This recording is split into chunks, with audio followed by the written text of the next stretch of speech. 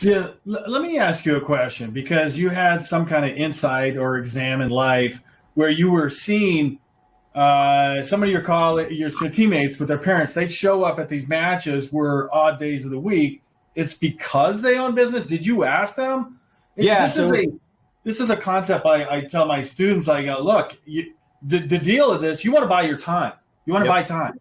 Yeah. Yeah, so it was actually my player. So my last year coaching was at the University of Virginia, and we had a very strong alumni base and a very involved parent group for some of our players. And in that time period, I also got to know the dean of the business school, and we used to go play tennis at 7 in the morning whenever we could. And I kept just asking him over and over again, so-and-so owns this business, they own that business, they own this other thing. And it's so awesome that they can be at all the matches and so involved. Like, I don't want to be traveling 30 weeks out of the year. I want to go move in a direction where we had a little one at the time, a 1-year-old. And I was like, how do I get from here to there? And he's like, well, I have this business school. You could go learn a little bit about this. And it just so happened and coincided, second day in, that there was a professor that mentioned this concept of buying a small business and running it as an entrepreneur after you graduated.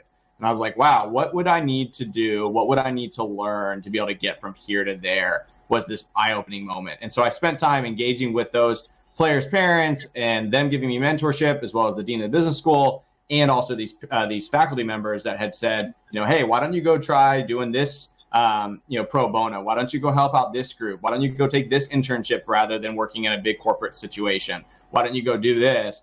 And the cards just kept falling in place, though I came from a very different background.